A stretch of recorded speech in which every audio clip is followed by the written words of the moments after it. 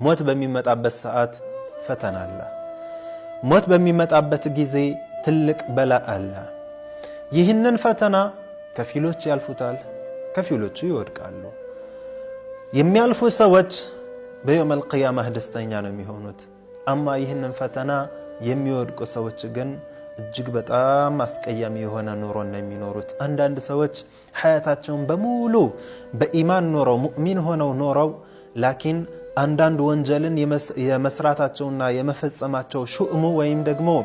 የመፈጸማቸው ተጽዕኖ ልክ ሞት በሚቀርብበት ሰዓት ኢማናቸው ደካማ ሆኖ በሚቀርቡበት ጊዜ ሸይጣን ይዛን ያታልላቸውና ወደ ኩፍር የሚሄዱ አሉ አላሁ ተዓላ ይጠብቀንና አማ ይዛኔ ሶብር አድርጎ የሚያሸንፍ የሆነ ሰው ግን ከአንዳንዶቹ በል ዑለማዎች ምን ይላሉ በዱንያ ላይ የሰራው ወንጀል በሙሉ ተምሮለት ንጹህ ሆኖ እንኳን የሚሞት አለ ከሶብሩ የተነሳ ማለት ነው ይዛኔ ሞት ሲቀርብ ሱብሃንአላህ ከፈተናዎቹ ውስጥ ምን ይገኛል ሸይጣን ይዛኔ ከፍተኛ የሆነ ጥረትን ያደርጋል ሰዎችን ለማታለል አንዳንዶች ሞት ልክ ሊመጣባቸው ሲል ሌሎች በአካባቢው ያሉ አስተማሚዎች ቤተሰቦቹ ሳያዩት ለሚሞተው ሰው ብቻ ሸይጣን አንዳንዴ ይታየዋል ሱብሃንአላህ ይዛኔ አንዳንድ ሰዎችን የሚያጋጥማቸው ነገር አለ ከሚያጋጥማቸው ነገራቶች ውስጥ ከፍተኛ የሆነ የውሃ ጥም ያጋጥማቸዋል ያ የውሃ ጥም ሲያጋጥማቸው ደግሞ ሁኔታቸው እንቅስቃሴም ማድረግ የማይችሉበት ሁኔታ ላይ ሊሆን ይችላል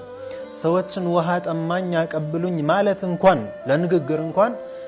የማይችሉበት አቅም ያጡበት ሰዓት ላይ ሊሆኑ ይችላሉ ራሳቸው ማንስተው ለመጠጣት የሚከብዳቸው ሐል ላይ ሊሆኑ ይችላሉ ሱብሃንአላህ በዛ ሐል ላይ ሸይጣን ለነሱ ብቻ ይቀርብላቸዋል ከዛም ለዚህ ለታመመው ሰው ወደ ሞት ይሄድ ላለው ሰው ያስመስልበታል ከጥጉ ውሃ ያለ ያስመስላል እና ምን ይለዋል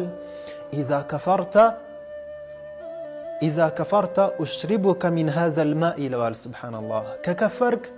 አሁን ከመታዩ ከዚህ ከውሃ አጠጣሃለው ይለዋል የዚህ ጊዜ ትልቅ ፈተና ነው ያለው ኢማኑ ጠንካራ የሆነ ከሆነ በጭራሽ በዚህ ነገር ላይ አይታለልም አማ ኢማኑ ደካማ የሆነ ግን ያንን ውሃ አገኛለሁ ብሎ